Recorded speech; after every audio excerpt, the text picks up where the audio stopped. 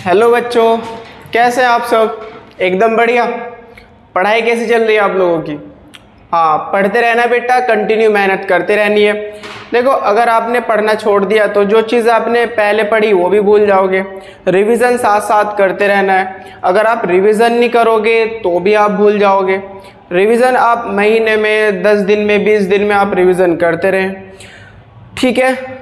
तो ये ध्यान रखना है बेटा। अगर आप मान लीजिए मेहनत छोड़ दोगे, या एक दिन पढ़ रहे हो 10 दिन नहीं पढ़ रहे हो, या एक दिन में आपने 6-7 घंटे पढ़ दिए और 10 दिन कुछ भी नहीं पढ़ा, तो इस तरह से भी पढ़ाई में क्या होता है, पढ़ाई आप सही से नहीं कर पाओगे। इस तरह से भी मतलब चीज़ें भूल जाया करते हैं।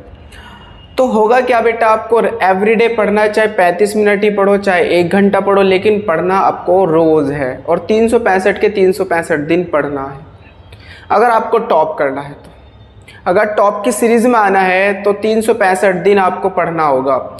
ये नहीं एक दिन जुनून आ गया, जोश आ गया, सर आज तो बस पढ़ेंगे, आज तो पूरा दिन पढ़ेंगे, और फिर अगले दिन आपने पढ़ाई नहीं किया, कल बहुत पढ़ लिया था आराम करने, थक गए, फिर परसों भी नहीं पढ़ा। तो इस तरह से बेटा नहीं, इस तरह से नहीं, बिल्कुल भी। आपको रोज़ पढ़ना है, चाहे आधा घंटा पढ़ें, चाहे आप 1 घंटा पढ़ें, रोज़ पढ़ना है। 365 के 365 दिन पर अच्छे मार्क्स चाहिए, अच्छे नंबर चाहिए, मतलब टॉपर की सीरीज़ में आना है तो आपको रोज़ मेहनत करनी होगी।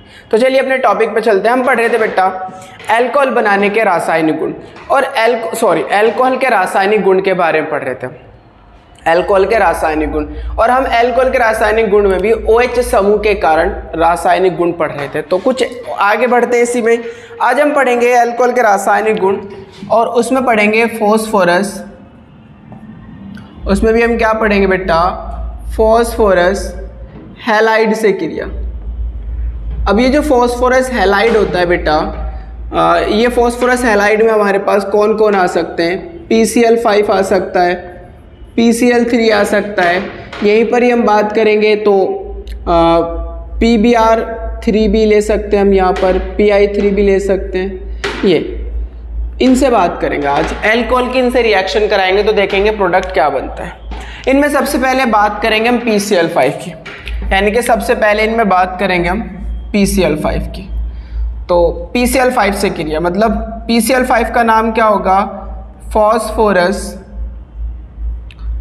पेंटाक्लोराइड। फॉस्फोरस पेंटाक्लोराइड से क्रिया, इसके बारे में बात करते हैं। आपको पता ही होगा, जब हम अल्कोहल की फॉस्फोरस पेंटाक्लोराइड से क्रिया कराते हैं तो एल्किल क्लोराइड बनते हैं। क्या बनता है बेटा? Alkyl chloride. एल्किल होता है R, क्लोराइड होता है Cl। एल्किल क्लोराइड बनता है। जब भी हम अल्कोहल की फॉस्फोरस पेंटाक्लोराइड से क्रिया कराएंगे तो एल्किल क्लोराइड बनता है। कैसे? आपने ROH लिया, ROH बेटा क्या है? अल्कोहल है। इसकी रिएक्शन आपने किससे कराई? PCl5 से कराई। OH हट जाएगा और क्या लग जाएगा? Cl लग जाएगा। ध्यान देना बेटा, क्या हटेगा? OH, और क्या लगेगा? Cl, right. बाई प्रोडक्ट के रूप में क्या बाहर जाएगा? एक तो POCl3 बाहर जाएगा, और एक क्या बाहर जाएगा बेटा? HCl बाहर जाएगा। कैसे बनते हैं प्रोडक्ट, क्या मैकेनिज्म रही होगी, प्रोसेस क्या रहेगा प्रोडक्ट का, वो सारी बात करेंगे डिटेल में। अभी आप समझ लीजिए फिलहाल। R को हम बेटा एल्किल बोलते हैं, Cl को हम क्लोराइड बोलते हैं, तो इसका नाम होगा एल्किल क्लोराइड। इसकी अगर मैं बात करूं तो इसका नाम होगा फॉस्फोरस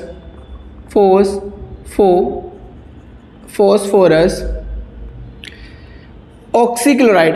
भाई P को फॉस्फोरस बोलते हैं, ऑक्सीजन को यहाँ पर ऑक्सी पढ़ेंगे, और Cl को हम क्लोराइड, फॉस्फोरस ऑक्सीक्लोराइड। और इसका नाम तो आपको पता ही है, हाइड्रोजन क्लोराइड। इसका नाम क्या होगा? अभी हमने देखा था, P को फॉस्फोरस बोलते हैं और Cl को हम क्लोराइड, लेकिन 5 Cl है तो इसका नाम क्या लिखेंगे हम? पेंटाक्लोराइड। ठीक है, ये चीज मैंने पीछे भी डिस्कस करी थी, एक बार और डिस्कस कर लेते हैं बेटा। जब कोई सूत्र मतलब फॉर्मूला, जब कोई फॉर्मूला 2 तत्वों से मिलकर बनता है, केवल 2 तत्वों से, उसमें 2 तत्वों से मिलकर बनता है, मिलकर बनता है, तो उसमें हम क्या लगाते हैं? डाई ट्राई लगाए। मतलब आपके माइंड में ये आ रहा होगा कि सर यहाँ पर तो आपने पेंटाक्लोराइड लिखा, लेकिन यहाँ पर आपने ट्राइक्लोराइड क्यों नहीं लिखा? ऑक्सी ट्राइक्लोराइड नाम लिखना चाहिए था।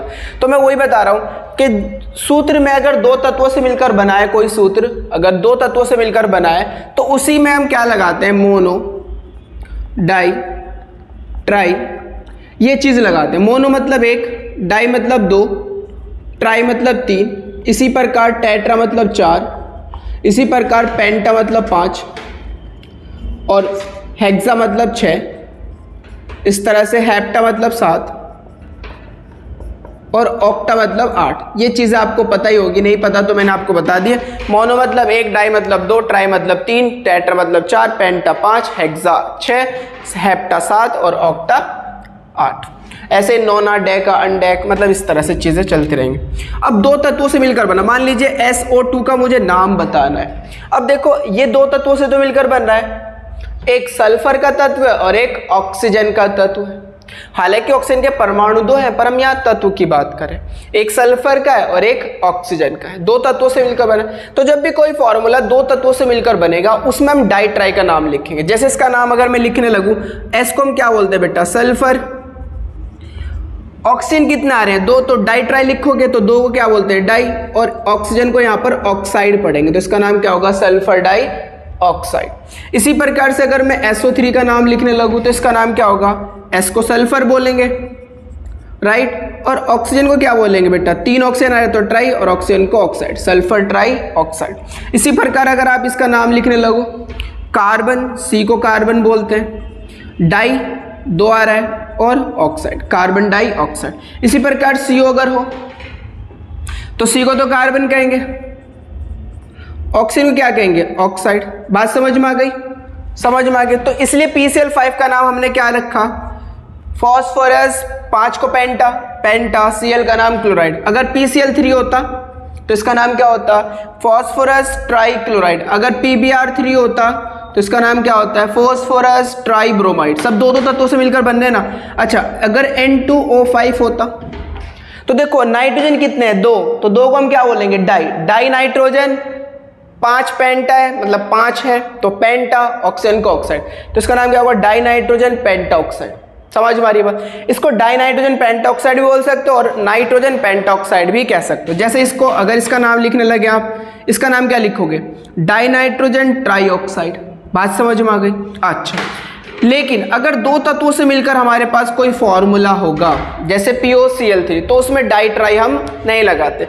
दो तत्वों से ज़्यादा अगर आ जाए, दो तत्वों से ज़्यादा अगर आ जाए, रेयर केस होगा जिसमें हम लगा देते हैं, लेकिन एक्चुअल में दो से ज़्यादा में हम डाई ट्राई वगैरह नहीं लगाते। जैसे इसका नाम लिखने लगे, आप क्या लिखोगे बताओ, तीन है ना, एक फॉस्फोरस, एक ऑक्सीजन और एक Cl, तो तीन है, तो इसमें तो डाई ट्राई हम यूज़ नहीं करेंगे। कॉमन नेम लिखेंगे जो नॉर्मल लिखा जाता है। P को फॉस्फोरस बोलते हैं, ऑक्सीजन को ऑक्सी और Cl को क्लोराइड, तो इसका नाम होगा फॉस्फोरस ऑक्सीक्लोराइड। आपने एक विरंजक चूर्ण का फॉर्मूला पढ़ा होगा CaOCl2, विरंजक चूर्ण। इसका केमिकल नेम क्या होता है, C को बेटा कैल्शियम बोलते हैं। देखो डाई ट्राई तो नहीं लगाऊंगा ना बिल्कुल भी, क्योंकि दो से ज़्यादा तत्व आ गए, 1 2 3, तो कैल्शियम, ऑक्सीजन को हम यहाँ पर ऑक्सी और Cl को हम क्लोराइड, इसका नाम क्या होगा, कैल्शियम ऑक्सी क्लोराइड। या फिर आप इसको बोल सकते हो कैल्शियम हाइपो, ओ को ऑक्सीजन को हम हाइपो भी पढ़ सकते हैं, कैल्शियम हाइपोक्लोराइड, कैल्शियम हाइपोक्लोराइड। बात समझ में आ गई होगी। तो नाम तो आपको पता चल गया होगा, जल्दी से नोट कर लें, ये बहुत इंपॉर्टेंट बात है। फिर आगे बढ़ते हैं। नोट कर लिया, बहुत बढ़िया। देखो ये बहुत इंपॉर्टेंट बात थी, आपको, आपकी नॉलेज के लिए आपको भी फील हो रहा होगा कि हाँ इस चीज़ की नॉलेज होनी जरूरी है। क्योंकि अगर आपको केमिस्ट्री में फॉर्मूले के नाम नहीं पता होगा तो प्रॉब्लम तो आनी है। खैर आगे चलते हैं। अच्छा, R की जगह बेटा आपने रख लिया सपोज दैट CH3, तो इसका नाम क्या होगा, CH3 को मैथिल बोलते हैं, OH को अल्कोहल, तो इसका नाम होगा मैथिल अल्कोहल। रिएक्शन करा रहा हूँ PCl5 से, आपको नाम पता चल गया होगा फॉस्फोरस पेंटाक्लोराइड। प्रोडक्ट क्या मिलेगा, देखो OH हटेगा, Cl लग जाएगा, CH3Cl, बाई प्रोडक्ट POCl3 और प्लस क्या बाहर HCl बाहर। इसका नाम CH3 को मैथिल बोलते हैं और Cl को क्लोराइड, तो इसका नाम होगा मैथिल क्लोराइड। बहुत बढ़िया। R की जगह अगर आपने C2H5 रखा तो इसका नाम क्या होगा, C2H5 को एथिल बोलते हैं और OH को अल्कोहल, तो इसका नाम होगा एथिल अल्कोहल। PCl5 लिया आपने तो प्रोडक्ट क्या मिलेगा, C2H5Cl और प्लस क्या मिला, POCl3 और प्लस HCl। इसका नाम C2H5 को एथिल बोलते हैं और Cl को क्लोराइड, इसका नाम क्या होगा, एथिल क्लोराइड। राइट, कोई दिक्कत वाली बात तो नहीं। अच्छा, अब बात करते हैं कि ये प्रोडक्ट बनता कैसे। देखो बेटा जो PCl5 होता है इसकी स्ट्रक्चर कैसी होती है, ये Cl, ये Cl, ये Cl, ये Cl, ये Cl, इस तरह से इसकी स्ट्रक्चर हुआ करती है। और हर Cl के पास 3 लॉन पेयर होते हैं। हर Cl के पास क्या होते हैं? 3 लॉन पेयर होते हैं, ये ध्यान रखना। हर Cl के पास कितने लॉन पेयर होंगे बेटा? 3 लॉन पेयर होंगे। ये हर Cl के पास 3 लॉन पेयर। अब होता क्या है, मैं आपको, होता क्या है बेटा, थोड़ा फील करना बात को।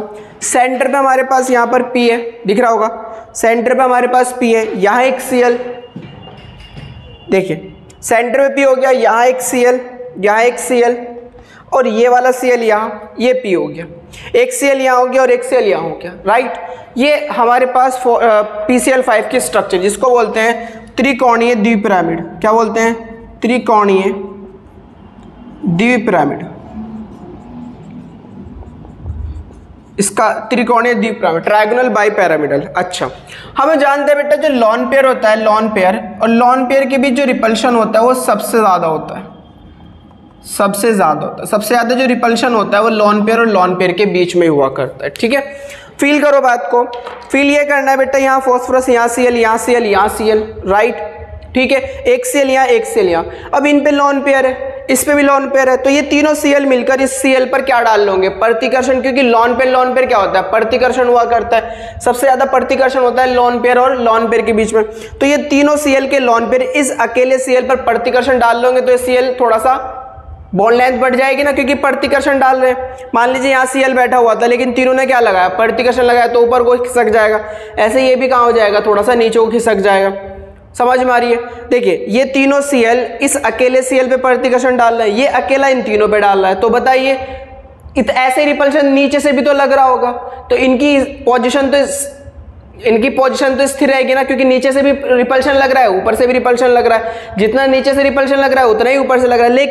लेकिन इस Cl पर ये तीनों मिलकर प्रतिकर्षण डाल रहे हैं, तो ये तो ऊपर को जा रहा है, लेकिन ऊपर से तो कोई रिपल्शन नहीं है ना। बात समझ में आ गई? तो ये बॉन्ड थोड़ा सा इंक्रीज हो जाएगा, बढ़ जाएगा, ये भी थोड़ा सा बॉन्ड बढ़ जाएगा। बात समझ में आ गई होगी? तो होगा क्या बेटा, अगर मान लीजिए ये बॉन्ड लेंथ हमने B मान ली और ये बॉन्ड लेंथ हमने A मान ली, ये सब A है और ये क्या है? B है, तो बेटा B ग्रेटर देन होता है A से, B बहुत बड़ा होगा A से।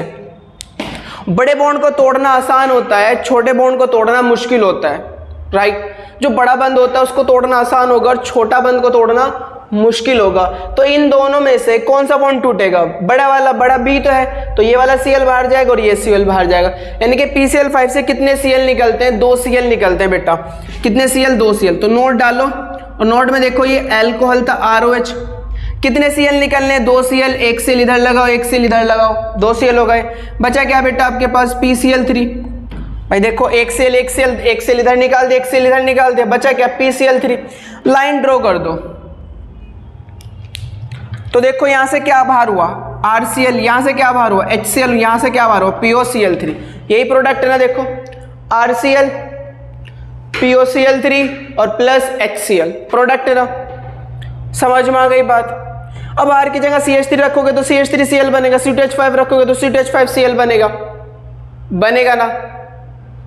समझ में आ गई बात? अच्छा भाई PCl5 2 Cl दे रहा था, एक Cl इधर रख दिया, एक Cl इधर रख दिया, PCl3 बचा वो बीच में, तो ये RCl और ये RCl, ये HCl और POCl3 बाहर। अच्छा, अब आपने देखा बेटा ये जो ROH है, OH बाहर जा रहा है तो R पे प्लस OH पे माइनस आ रहा होगा। यहाँ से Cl माइनस बाहर जा रहा है, Cl बाहर जा रहा है ना, तो यहाँ से Cl माइनस बाहर आ रहा होगा, क्योंकि R प्लस OH हट रहा है, Cl लग रहा है ना। OH कैसा है? न्यूक्लियोफाइल। Cl भी कैसा है? न्यूक्लियोफाइल। न्यूक्लियोफाइल मतलब नाभिक स्नेही, नाभिक स्नेही। नाभिक स्नेही किसे बोलते हैं बेटा? नाभिक स्नेही उसे बोलते हैं जिस पर माइनस चार्ज, जिस पर इलेक्ट्रॉन क्या दिखता है, उसे नाभिक स्नेही बोलते हैं। इंग्लिश में न्यूक्लियोफाइल। Nu से डिफाइन करते हैं, Nu माइनस से। तो ये भी, इस पे भी माइनस है, ये भी एक न्यूक्लियोफाइल नाभिक स्नेही, इस पे माइनस, ये भी एक नाभिक स्नेही है। तो एक नाभिक स्नेही हट रहा है, दूसरा नाभिक स्नेही लग रहा है। देखो OH हट रहा है, Cl लग रहा है, तो प्रतिस्थापन हो रहा है एक नाभिक स्नेही के दूसरे नाभिक स्नेही के द्वारा। तो ये कैसी अभिक्रिया है? प्रतिस्थापन नाभिक स्नेही अभिक्रिया। कैसे बेटा? प्रतिस्थापन नाभिक स्नेही अभिक्रिया। इसे SN से प्रदर्शित करते हैं और ये 3 प्रकार से होगा, एक SN1, एक SN2 और एक SNI। SN1 कब बनता है? जब ये कार्बोकेटायन बन जाए। SN2 कब बनेगा? जब ट्रांजिशन स्टेट आती है। और ये कब बनता है? जब मॉलिक्यूल के अंदर ही अटैक हुआ करता है। अभी बात करेंगे इन सारी चीज़ों पर, ये तो हमने पीछे पढ़ा दिया। अगर नहीं आता आपसे SN1 और SN2 तो आप सर्च कर सकते हैं SN1 mechanism bye vision institute, ठीक है, या SN2 mechanism bye vision institute, ये आप सर्च कर सकते हैं। खैर आगे चलते हैं। अब इसकी प्योर मैकेनिज्म के बारे में बात करते हैं कि रिएक्शन कैसे हुई। जल्दी से नोट करो फिर आगे चलते हैं। रफ कर दूं? बहुत बढ़िया। प्योर मैकेनिज्म की बात करते हैं कि प्रतिस्थापन तो, लेकिन किस प्रकार का प्रतिस्थापन? SN1 है, SN2 है, SNI है, क्या है, उसके बारे में बात करते हैं। ये रफ कर रहा हूं।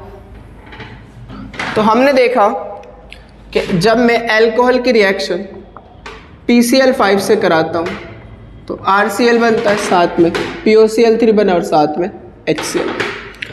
क्रियाविधि, मैकेनिज्म, ध्यान देना है बेटा मैकेनिज्म पे। दरवाजे बंद कर लो गेट के, फोकस करो। अगर आपके पास कोई बच्चा वगैरह है, भतीजा, तो उसे फिलहाल भेज दो, अभी पढ़ाई पे फोकस करो। बहुत इंपॉर्टेंट मैकेनिज्म है। क्या होगा? सबसे पहले ये ROH है और आप जानते हो ऑक्सीजन के पास लॉन पेयर होता है। क्या होता है? Lone pair. अच्छा, ये PCl5 है, 1 Cl, 2 Cl, 3 Cl, 4 Cl, चलिए ये को लगा देते हैं इस तरह से 5 Cl। अब आपको पता है Cl की विद्युत ऋणात्मकता बहुत ज़्यादा होती है, तो साझेक इलेक्ट्रॉन को अपनी ओर खींचता रहता है। खींचेगा तो इसमें पार्शियल नेगेटिव आएगा, इसमें पार्शियली पॉजिटिव। जैसे पॉजिटिव आएगा तो यहाँ पर लॉन पेयर है ऑक्सीजन के पास। लॉन पेयर का काम क्या होता है? अगर किसी प्लस चार्ज आ रहा है तो उसे अपना लॉन पेयर डोनेट कर देता है और उसके साथ साझा कर लेता है। अपना इलेक्ट्रॉन पेयर डोनेट नहीं करते बल्कि उसके साथ साझा भी करते हैं। डोनेट तो कर ही रहे हैं लेकिन उसके साथ क्या करेंगे? साझा भी। तो ये अपना लॉन पेयर, क्योंकि इस पे प्लस आ रहा था, क्योंकि इलेक्ट्रॉन को ये खींचता जा रहा था, तो ये इसके साथ साझा करना चाहेगा ऑक्सीजन, तो ये अपना लॉन पेयर इस P को डोनेट कर देता है और उसके साथ क्या कर लेता है? साझा कर लेता है। क्योंकि देखो Cl लग रहा है ना, 5 Cl लग रहे हैं, तो हाई इलेक्ट्रॉन नेगेटिव एटम है, इलेक्ट्रॉन को अपनी ओर खींच रहे होंगे, तो P पे क्या आ रहा होगा? प्लस आ रहा होगा। P को ऐसा लग रहा होगा मेरे इलेक्ट्रॉन Cl लेके जा रहा है, तो ऑक्सीजन के पास लॉन पेयर है, ऑलरेडी इलेक्ट्रॉन क्या दिखता है, तो अपने इलेक्ट्रॉन P को डोनेट करेगा और उसके साथ साझा करेगा। ध्यान से देखो, इधर इधर इधर इधर देखो ध्यान से। R ऑक्सीजन, अब देखिए ये जो हाइड्रोजन है वो नीचे को शिफ्ट कर दिया मैंने, राइट। ऑक्सीजन ने P के साथ साझा कर लिया तो P, ओके। ऊपर देखो ये Cl, एक Cl ये, एक Cl ये, एक Cl ये और एक Cl ये। थोड़ा फील करना है बात को।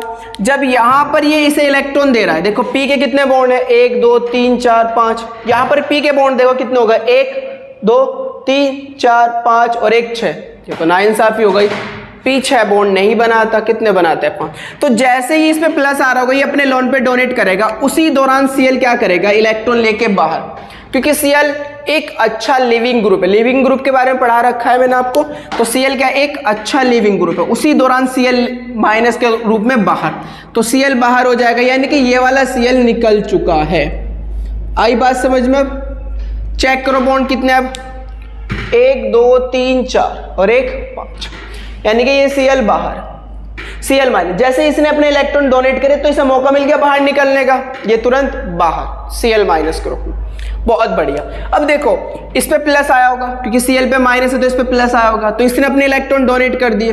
अब इस पे इलेक्ट्रॉन की कमी थी, लेकिन वो कमी किस पे पहुंच जाएगी? ऑक्सीजन पे, क्योंकि ऑक्सीजन ने इलेक्ट्रॉन डोनेट करे ना, तो कमी तो किस पे आ रही है? ऑक्सीजन पे आ रही है। तो ऑक्सीजन पे कैसा चार्ज आ जाएगा? प्लस। ऑक्सीजन पे कैसा चार्ज आ जाएगा? प्लस। स्टेप फर्स्ट ये समझ में आ गया, बहुत बढ़िया। स्टेप सेकंड में क्या होगा? अगर समझ में नहीं आया तो वीडियो को थोड़ा पीछे को कर लो, समझ लो अच्छे से। स्टेप सेकंड में क्या होगा बेटा? आपने देख ही लिया होगा, ऑक्सीजन की विद्युत ऋणात्मकता बहुत ज़्यादा होती है और एक अधिक विद्युत ऋणात्मक परमाणु पर क्या रख दिया गया? प्लस रख दिया गया, तो उसकी विद्युत ऋणात्मकता और ज़्यादा बढ़ जाएगी। मतलब वो रखना तो चाहता है माइनस और रख दिया गया प्लस, तो वो और ज़्यादा इलेक्ट्रॉन को खींचने की कोशिश करेगा चारों तरफ से। अब देखो यहाँ पर Cl माइनस बाहर गया हुआ है, तो किसके इलेक्ट्रॉन, क्योंकि HCl बन रहा है ना प्रोडक्ट में, तो किसके इलेक्ट्रॉन खींचने लगेगा, हाँ हाइड्रोजन के इलेक्ट्रॉन को अपनी ओर खींचने लगेगा और बॉन्ड को अपनी ओर को ब्रेक करा लेगा। जैसे बॉन्ड अपनी ओर ब्रेक कराएगा H पे प्लस आएगा और Cl पे माइनस रखा हुआ है, तो HCl बाहर। बात समझ में आ गई अब आपको? यहाँ से H प्लस बाहर होगा ना ये, और ये H प्लस किससे जाकर मिलेगा, Cl माइनस से, और HCl बाहर कर देगा। अच्छा, जब इस पे माइनस आएगा और इस पे प्लस तो न्यूट्रल हो जाएगा, यानी कि यहाँ पर क्या मिला, RO P Cl Cl Cl और C। यहाँ से HCl बाहर, तो मैं ऐसे दिखा दूँ, यहाँ से क्या बाहर बेटा, HCl बाहर। कोई दिक्कत तो नहीं, बहुत बढ़िया। स्टेप थर्ड, क्या आपको फील हो गया कि जैसे स्टेप फर्स्ट में रिएक्शन हो रही थी ऐसे स्टेप सेकंड में भी होगी। ऑक्सीजन के पास तो लोन पेयर फिर से वापस आ गया, और Cl एक अधिक विद्युत ऋणात्मक परमाणु है, 4 Cl लग रहे हैं, तो Cl वही काम करेगा, इलेक्ट्रॉन को अपनी ओर खींच रहा होगा। जब ये इलेक्ट्रॉन को अपनी ओर खींच रहा होगा तो इस पे पार्शियली पॉजिटिव आ रहा होगा, इस पे पार्शियल नेगेटिव आ रहा होगा, तो ये इलेक्ट्रॉन को लेके बाहर। इस पे जैसे ही पॉजिटिव आएगा ये अपने लोन पेयर से डोनेट कर देगा, उसके साथ क्या कर लेगा, साझा कर लेगा, यानी कि पहले वाला केस आ गया। बात समझ में आ रही है? Cl की विद्युत ऋणात्मकता अधिक होती है, बॉन्ड को अपनी ओर ब्रेक कराएगा, Cl पे माइनस, P पे प्लस। जैसे इस पे प्लस आएगा ये अपना लोन पेयर, इस पे इलेक्ट्रॉन की अधिकता नहीं, अपना लोन पेयर से डोनेट करेगा, उसके साथ क्या कर लेगा, साझा। तो हुआ क्या, देखो R ऑक्सीजन के साथ एक बॉन्ड तो पहले बना हुआ था, एक और बॉन्ड बना लिया क्योंकि साझा कर लिया P के साथ, डबल बॉन्ड बन गया P। ये Cl एक Cl माइनस के रूप में बाहर चला गया, Cl माइनस के रूप में बाहर चला गया। अब देखो इस पे प्लस आया, लेकिन लोन पे डोनेट किसने करा, ऑक्सीजन ने, तो ओवरऑल प्लस किस पे पहुंच गया होगा, ऑक्सीजन पे। प्लस किस पे चला गया होगा, ऑक्सीजन पे चला गया होगा। बोलो बात समझ में आई? अच्छा, वो चीज बनी। अब बेटा होगा क्या, O पे plus, double bond P, Cl Cl Cl, high electronegative atom है, अब तो कोई ऑप्शन ही नहीं है R के अलावा, तो ये R के इलेक्ट्रॉन को अपनी ओर खींचेगा। R के इलेक्ट्रॉन को जो भी अपनी ओर खींच रहा होगा तो R पे प्लस आ रहा होगा और ऑक्सीजन पे माइनस आ रहा होगा, धीरे धीरे करके। अब यहाँ पर Cl माइनस भी है, तो जैसे इस पे प्लस आ रहा होगा ये Cl तुरंत इस पे क्या करेगा, अटैक करेगा। ध्यान रखना, R पे जैसे धीरे धीरे करके प्लस आ रहा होगा उसी दौरान Cl इस पे जाकर क्या करेगा, अटैक। जैसे इस R प्लस को इलेक्ट्रॉन मिल जाएंगे तो ये अपने इलेक्ट्रॉन को किसे डोनेट कर देगा, ऑक्सीजन को इलेक्ट्रॉन देके बाहर, तो R प्लस Cl माइनस मिलकर क्या बनाएंगे, RCl। ऑक्सीजन पे क्या आ चुका है, माइनस, माइनस आएगा तो इस प्लस को उदासीन करेगा, तो POCl3 बाहर, क्या बाहर, POCl3 बाहर। देखो POCl3 बाहर, Cl ने जाकर अटैक कर दिया। ध्यान रखने वाली बात यह है कि पूरी तरीके से बॉन्ड ब्रेक नहीं होता, पूरी तरीके से बॉन्ड ब्रेक नहीं होता, मतलब R पे प्लस नहीं आता, इसमें कार्बोकेटाइन की फॉर्मेशन नहीं होती, R प्लस नहीं मिलता। मतलब क्या होगा, R पे धीरे धीरे प्लस आ रहा होगा, उसी दौरान Cl अटैक कर देगा, उसी दौरान Cl इसके साथ बॉन्ड बनाने लग जाएगा और ये इलेक्ट्रॉन लेके बाहर, तो POCl3 बाहर, RCl प्रोडक्ट के रूप में मिल जाएगा, एल्किल क्लोराइड। यानी कि यहाँ पर मॉलिक्यूल के अंदर ही अटैक हो रहा है, R पे प्लस नहीं आया। अगर R पे प्लस आ जाता तो बाद में Cl का अटैक होता, Cl माइनस का, लेकिन R पे प्लस नहीं आता, धीरे धीरे करके प्लस आएगा, उसी दौरान ये जाकर अटैक कर देगा। पूरी तरीके से प्लस नहीं आता, पूरी तरीके से बॉन्ड ब्रेक नहीं होता, उसी दौरान अटैक कर देगा। तो बेटा क्योंकि जब ये जो है Cl माइनस इस R प्लस पर अटैक कर रहा है, मॉलिक्यूल के अंदर ही अटैक कर रहा है, इसलिए इस मैकेनिज्म को बोलते हैं SNI मैकेनिज्म। SNI का मतलब होता है न्यूक्लियोफिलिक, N को बोलते हैं न्यूक्लियोफिलिक, I को बोलते हैं इंट्रामोलिकुलर। लिख देता हूं, न्यूक्लियोफिलिक इंट्रामोलिकुलर, इंट्रामोलिकुलर, इंट्रामोलिकुलर का मतलब मॉलिक्यूल के अंदर, S का मतलब सब्स्टिट्यूशंस, सब्स्टिट्यूशंस, ठीक है, intramolecular substitutions, nucleophilic intramolecular substitutions, SNI। बात समझ में आ गई? इसके अंदर आपको यही याद रखना है कि इसके अंदर बेटा कोई कार्बोकेटाइन नहीं बनता। अगर कार्बोकेटाइन नहीं बनेगा, ध्यान दो ध्यान दो, बहुत अच्छे से ध्यान दो, अगर कार्बोकेटाइन नहीं बनेगा तो रीअरेंजमेंट नहीं होगा। फिर से समझो बात को, अगर कार्बोकेटाइन नहीं बनेगा तो रीअरेंजमेंट नहीं होगा। तो इसमें ना तो कार्बोकेटाइन बनता ना रीअरेंजमेंट होता। प्रतिस्थापन प्रतिस्थापन, अगर कार्बोकेटाइन बन जाता तो ये SN1 को फेवर करता है, SN1 मैकेनिज्म होती। चूंकि ये कार्बोकेटाइन नहीं बनाता तो ये क्या होता है, SNI मैकेनिज्म होती है। फिर से बोल रहा हूं, कौन सी, SNI mechanism, nucleophilic intramolecular substitutions. ये ध्यान रखना है, वेरी वेरी मोस्ट इंपॉर्टेंट। यानी कि एल्कोहल की PCl5 से जब हम क्रिया करते हैं तो कौन सी रिएक्शन हुआ करती है, SN1 SN2 SNI, तो कौन सी होती है बेटा, SNI। SNI क्या इसमें कार्बोकेटाइन बनता है, नहीं, इसमें कार्बोकेटाइन नहीं बनता। मोस्ट इंपोर्टेंट बात, नोट करो फिर आगे चलते। नोट कर लिया, बहुत बढ़िया। तो ये ध्यान रखना है बेटा,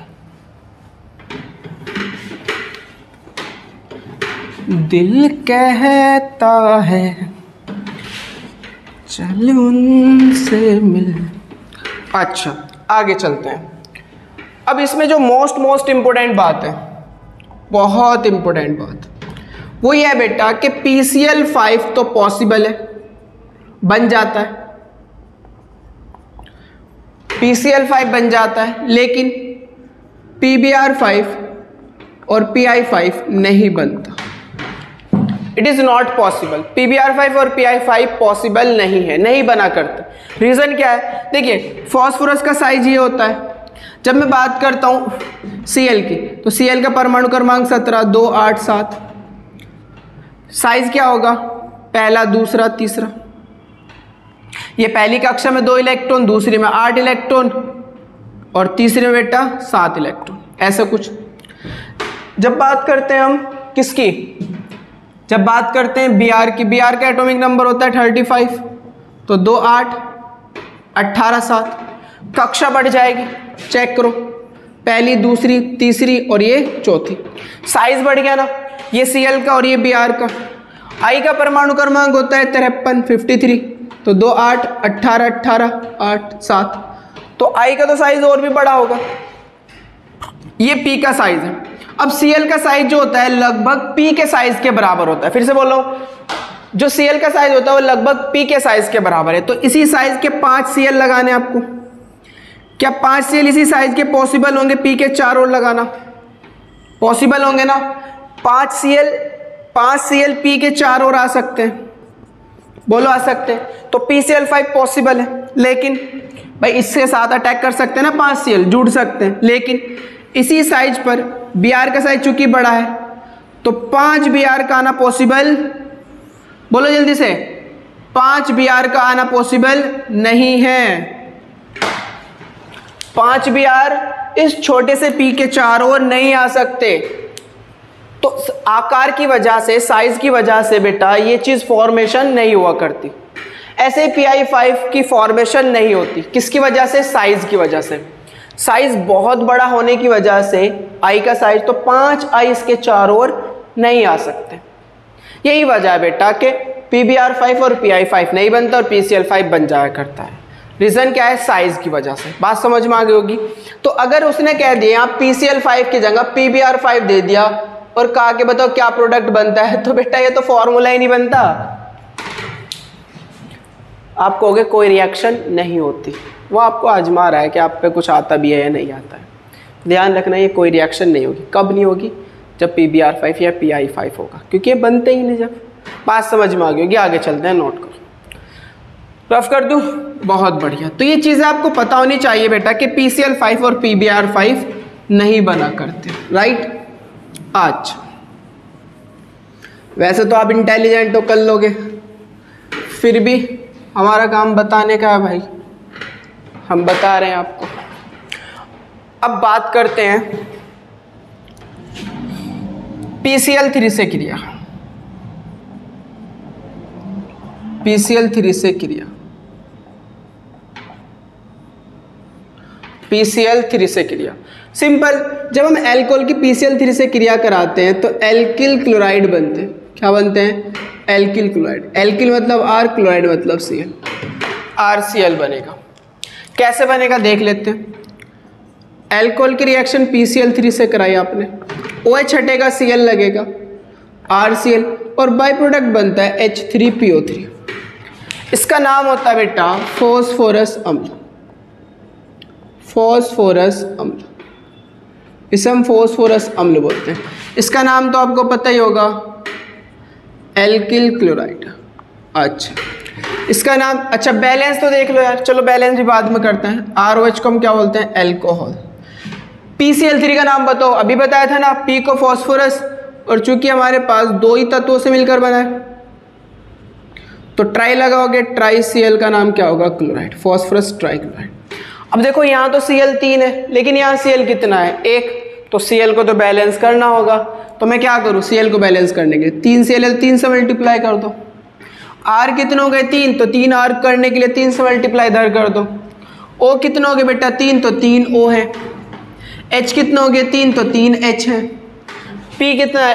1 P है। बैलेंस रिएक्शन, बहुत बढ़िया।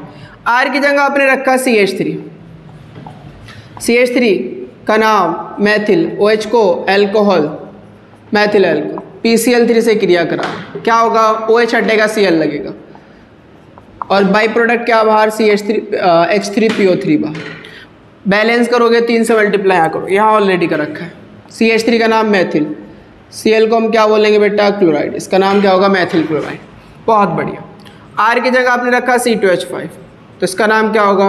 C2H5 को एथिल, OH को alcohol, ethyl alcohol, reaction PCl3, product OH हटेगा, Cl लगेगा, तो C2H5Cl प्लस क्या बाहर? H3PO3 बाहर, 3 बाहर होंगे ना, C2H5Cl, नाम बेटा C2H5 को एथिल, Cl को हम क्या बोलते हैं? क्लोराइड, तो इसका नाम होगा एथिल क्लोराइड।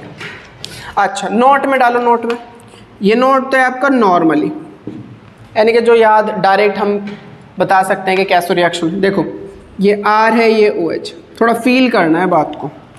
आपको ये तो पता ही है OH समूह के कारण रिएक्शन हो रही है तो OH बन टूटेगा। अच्छा ये P, ये Cl, ये Cl और ये Cl, ठीक है, बहुत बढ़िया। अब यहाँ पर चेक करो, चेक करने वाली बात ये है कि बॉन्ड जब ये टूटेगा ऑक्सीजन की तरफ को टूटेगा, क्योंकि ऑक्सीजन की विद्युत ऋणात्मकता ज़्यादा होती है। भाई R कार्बन ही तो है, और आपको फोन Cl भी R पढ़ा ही रखा है, I डैश है, कार्बन डैश है, हाइड्रोजन। कार्बन और ऑक्सीजन में विद्युत ऋणात्मकता किसकी ज़्यादा है? ऑक्सीजन की, ये बढ़ता क्रम है तो ऑक्सीजन की ज़्यादा है। ऑक्सीजन की ज़्यादा तो बॉन्ड भी उसी की तरफ को टूटेगा जिसकी विद्युत ऋणात्मकता ज़्यादा होती है, तो ऑक्सीजन की तरफ को टूटेगा, R पे प्लस आएगा और ऑक्सीजन पे माइनस आएगा। अच्छा अब देखो इनमें किसकी ज़्यादा है? Cl की, तो Cl पे माइनस आएगा, P पे प्लस, फिर ये वाला Cl भी टूटेगा, Cl पे माइनस, P पे प्लस, फिर ये वाला Cl भी टूटेगा, Cl पे माइनस, P पे प्लस, तो P पे कितने प्लस आ गए? 3 प्लस। Cl पे कितने माइनस है? एक Cl, एक Cl, एक Cl, एक Cl माइनस, दूसरा Cl माइनस, तीसरा Cl माइनस, राइट। लाइट भाग चुकी है। अच्छा मैं देख लूं दिख रहा है क्या? बहुत बढ़िया, कोई डाउट नहीं है। चलिए आगे बढ़ते हैं। अब चेक करो यहाँ पर चेक करो। चेक करने वाली बात ये, R पे प्लस है, प्लस वाला कहाँ जाएगा? Cl माइनस के पास, इस वाले के पास भी जाएगा, लेकिन प्लस तो एक ही है ना, R प्लस एक है। कितने R प्लस चाहिए मुझे? 3, इसलिए 3 से मल्टीप्लाई करनी होगी, तो 3 R प्लस चाहिए ना, एक और R प्लस, एक और R प्लस, एक और R प्लस मिलेगा तो एक और OH माइनस भी मिलेगा, थोड़ा सा ध्यान रखना। एक और R प्लस मिलेगा तो एक और OH माइनस मिलेगा, तो दूसरा R प्लस भी कहाँ जाएगा? दूसरे Cl के पास। तीसरा R प्लस भी कहाँ जाएगा? तीसरे Cl के पास। यानी कि यहाँ RCl मिला, यहाँ भी RCl मिला, और यहाँ भी हमें क्या मिला? RCl मिला। अच्छा अब P पे कितना प्लस है बेटा? 3 प्लस, यहाँ तो 3 RCl मिल गए ना, जल्दी देखो कितने RCl मिल गए? 3 RCl, 1 RCl, 2 RCl और 3 RCl। अब यहाँ पर चेक करो, जो OH माइनस है ये इस पर अटैक करेगा, करेगा नहीं करेगा? अच्छा कितने प्लस है? 3 प्लस, माइनस भी कितने? एक OH माइनस यहाँ, एक OH माइनस यहाँ और एक OH माइनस यहाँ है, तो माइनस भी 3 है, तो 3 प्लस को उदासीन करने के लिए 3 माइनस, यानी कि POH का होल थ्राइस। भाई 3 OH चाहिए था ना 3 प्लस को उदासीन करने के लिए। अच्छा ये मॉलिक्यूल रीअरेंज होकर क्या देगा? H3PO3, H3PO3, H3PO3। बेटा अब देखिए चेक करो, मैं बता रहा हूँ कैसे रीअरेंजमेंट हुआ। देखो आपने पढ़ाया कि HCl फॉर्मूला होता है, क्या कहीं आपने ClH भी पढ़ा है? भाई ये तो पॉसिबल है, ये तो आपने देखा है। क्या ये भी देखा है ये भी पॉसिबल है? ये तो नहीं देखा ना कहीं आपने NaCl देखा होगा कि NaCl हाँ बनता है। क्या आपने ClNa भी देखा है? ये तो पॉसिबल नहीं है ना। यानी कि पहले Na क्यों आया, Cl बाद में क्यों आया? पहले Cl क्यों नहीं आ गया? या पहले बेटा H क्यों आया, Cl क्यों नहीं आया? बाद में भी तो आ सकता था। इसका मतलब क्या होता है, फॉर्मूला जब भी हम लिखते हैं तो जिसकी विद्युत ऋणात्मकता ज़्यादा होती है वो राइट हैंड पे लिखा जाता है, दाहिने हाथ पर, और जिसकी विद्युत ऋणात्मकता कम होती है वो बाएं हाथ पर लिखा जाता है। इन दोनों में से विद्युत ऋणात्मकता किसकी ज़्यादा है बेटा? इन दोनों में से विद्युत ऋणात्मकता किसकी ज़्यादा है? सॉरी, इन दोनों में से विद्युत ऋणात्मकता Cl की ज़्यादा है, तो Cl दाएं ओर है, Na बाईं ओर है। समझ में आ गई बात? जिसकी विद्युत ऋणात्मकता ज़्यादा होगी वो दाईं साइड में जाएगा, जिसकी कम होगी वो बाएं साइड में। अब 3 पे आ जाओ। इन सब में ऑक्सीजन की सबसे ज़्यादा होगी, तो ऑक्सीजन कहाँ जाएगा बेटा? दाएं ओर।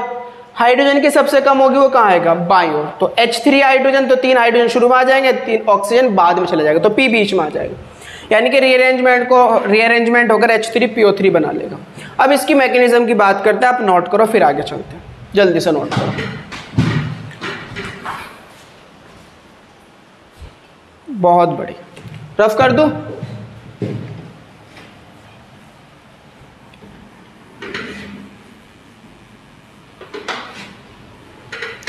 बात समझ में आ रही है आप लोगों को? बहुत बढ़िया। तो अब बात करते हैं बेटा इसकी क्रियाविधि की, ध्यान से देखना है। क्रियाविधि, मैकेनिज्म।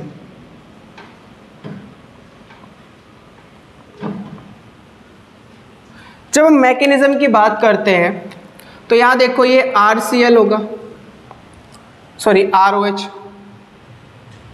और वही पहली वाली कंडीशन, इसके पास क्या होंगे? लोन पेयर होंगे।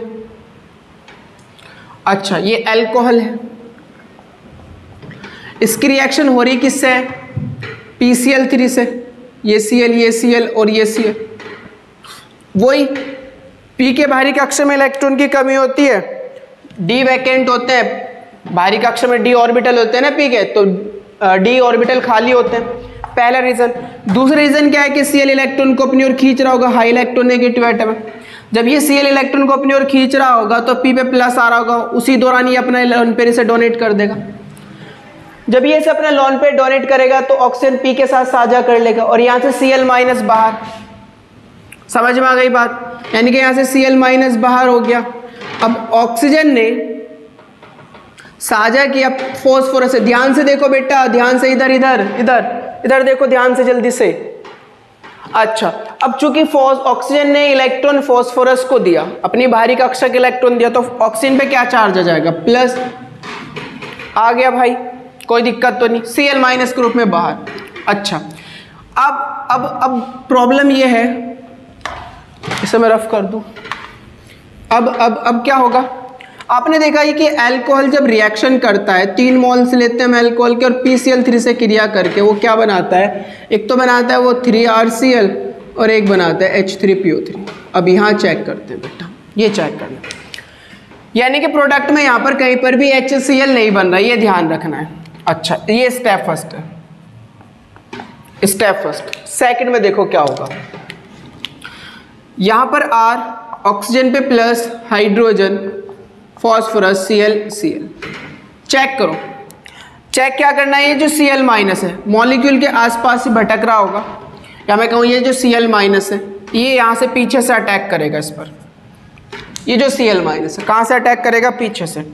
चेक करो, ऑक्सीजन इलेक्ट्रॉन को खींचेगा, अगर ये इलेक्ट्रॉन हाइड्रोजन के खींचने लगे तो हाइड्रोजन पे प्लस आएगा और प्लस से Cl जुड़ेगा तो HCl बन जाएगा। इस रिएक्शन में HCl कहीं पर भी नहीं बन रहा, मतलब ये अब के ऑक्सीजन हाइड्रोजन के इलेक्ट्रॉन को नहीं खींच रहा होगा। क्या RCl बन रहा है? यस, यानी कि ये R के इलेक्ट्रॉन को अपनी ओर खींच रहा होगा। तो अब के ये ऑक्सीजन के इलेक्ट्रॉन, ऑक्सीजन किसके इलेक्ट्रॉन खींच रहा होगा? R के इलेक्ट्रॉन अपनी ओर खींच रहा होगा। इस पे प्लस आएगा और इस पे धीरे धीरे माइनस आ रहा होगा, तो जैसे इसमें प्लस आएगा पीछे से अटैक कर देगा। कहाँ से अटैक? पीछे से अटैक कर देगा, राइट। कहाँ से अटैक किया बेटा? इसने पीछे से, और ये बॉन्ड को तोड़वा देगा, R और Cl मिल जाएगा आपको। क्या मिल जाएगा? RCl। यहाँ क्या बचा?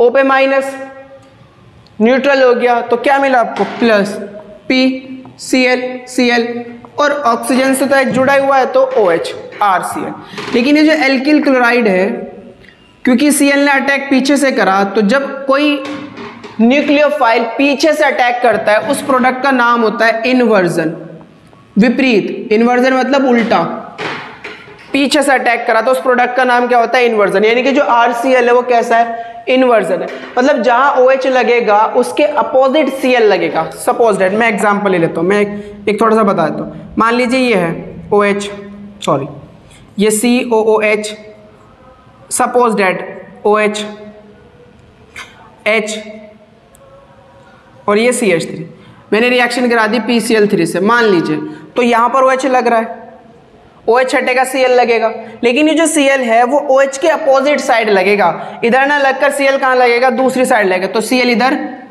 हाइड्रोजन इधर भाग जाएगा, ये COH और ये CH3, इसे बोलते हैं इन्वर्जन। इन्वर्जन मतलब जिधर OH लग रहा है उसके विपरीत पीछे से Cl जाकर अटैक करेगा, पीछे से जाएगा Cl, यहाँ अटैक करेगा Cl, तो हाइड्रोजन वहां चला जाएगा, इसे बोलते हैं इन्वर्जन प्रोडक्ट। बात समझ में आ गई होगी। और जब पीछे से अटैक करता है कोई न्यूक्लियोफाइल तो उस मैकेनिज्म को बोलते हैं SN2 मैकेनिज्म। खैर अभी आगे बात करेंगे। अच्छा, एल्किल क्लोराइड बन गया। अभी देखो हमने एल्कोहल के कितने मॉलिक्यूल यूज करे? एक यूज करे, करने कितने हैं? 3। तो दूसरा एल्कोहल का मॉलिक्यूल आएगा और यहां पर फिर से अटैक करेगा, क्योंकि Cl तो अपने Cl थोड़े ही आ जाएगा अपनी हरकतों से, वो तो इलेक्ट्रॉन खींचता रहेगा, तो ये इलेक्ट्रॉन को खींचेगा, ये वाला खींचेगा, कोई सा भी ले लो, और वो बाहर यहाँ से Cl माइनस के रूप में बाहर। ऑक्सीजन P को अपना इलेक्ट्रॉन डोनेट करेगा तो P के साथ साझा कर लेगा। अच्छा, यहाँ पर देखो ये वाला Cl ऊपर दिखा दिया मैंने और ये OH दिखा दिया, क्योंकि एक Cl तो बाहर। ऑक्सीजन इलेक्ट्रॉन अपना डोनेट करे तो इस पे प्लस आएगा, उसका प्लस ऑक्सीजन पे चला जाएगा, जैसा भी ऊपर देखा हमने, यानी कि स्टेप बार बार होता रहेगा। अच्छा, अब क्या होने वाला है? ऑक्सीजन पे प्लस, फिर से वो किसके इलेक्ट्रॉन खींचेगा बेटा, जल्दी से बताओ? हाँ, R के इलेक्ट्रॉन खींचेगा, Cl पीछे से जाकर अटैक कर देगा, जो Cl माइनस होगा वो पीछे से जाकर अटैक कर देगा, RCl बनाएगा। और प्लस देखो ये बॉन्ड को तुड़वा लेगा ना अपनी ओर, तो ऑक्सीजन पे माइनस, तो ये P फिर से OH, OH और Cl, यानी कि Cl हट रहा है तो उधर भी क्या लग रहा है? OH लग रहा है। उधर भी क्या लग रहा है? सॉरी, यहाँ Cl दिखा देता हूँ, यहाँ OH और यहाँ भी OH। बात समझ में आ रही होगी। तो ये भी एल्किल क्लोराइड है, लेकिन कैसा प्रोडक्ट है बेटा? जल्दी से बोलो। इन्वर्जन। कैसा है? इन्वर्जन। इन्वर्जन समझ में आ गया?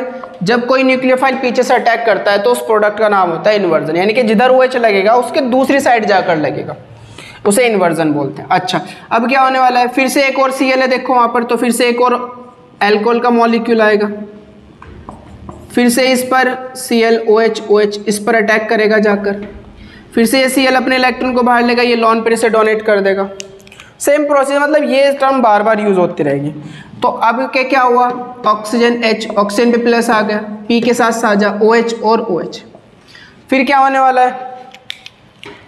फिर क्या होने वाला है जल्दी से बताओ?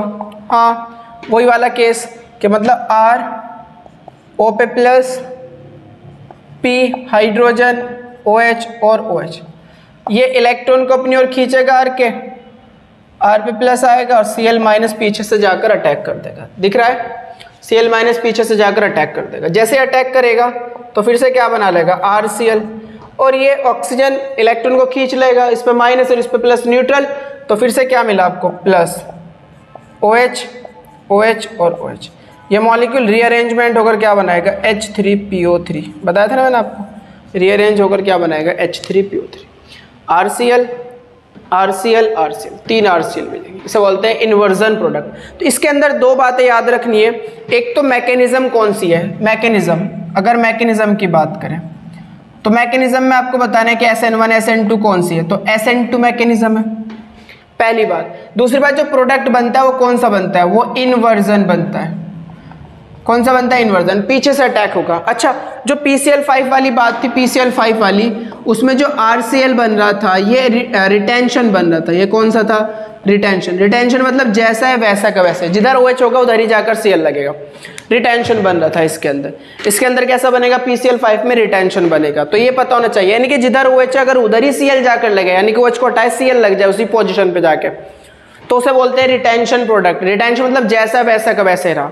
इन्वर्जन पीछे से जाकर अटैक करता है, जिधर OH है उसके पीछे से जाकर अटैक करेगा, उसे बोलते हैं इन्वर्जन प्रोडक्ट। तो PCl3 में इन्वर्जन प्रोडक्ट बनता है, मैकेनिज्म SN2। दो बात याद रखनी है। PCl5 में क्या होगा? PCl5 में क्या होगा? मैकेनिज्म तो होगी SNI, राइट। और प्रोडक्ट क्या बनेगा, इन रिटेंशन बनेगा। प्रोडक्ट क्या बनेगा, रिटेंशन, यानी कि जो एल्किल क्लोराइड है वो कैसा है, retention. Remember it, always remember, ये दो बात आपको हमेशा याद रखना। अच्छा नोट करो, फिर आगे चलते हैं। बड़ी इंपॉर्टेंट बात बतानी रह रही है, नोट करो। नोट कर लिया, बहुत बढ़िया बेटा, बहुत इंपॉर्टेंट बात बताई मैंने ये आपको, दोनों भूलना नहीं इनको।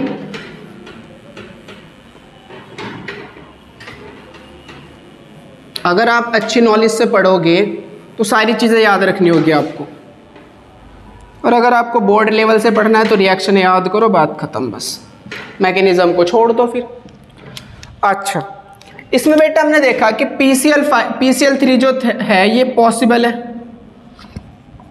फिर वही बात करते, PBr3 और PI3 पॉसिबल तो हैं लेकिन अस्थायी है, बन तो जाते हैं पर कैसे होते हैं, अस्थायी होते हैं। मतलब इनको रखा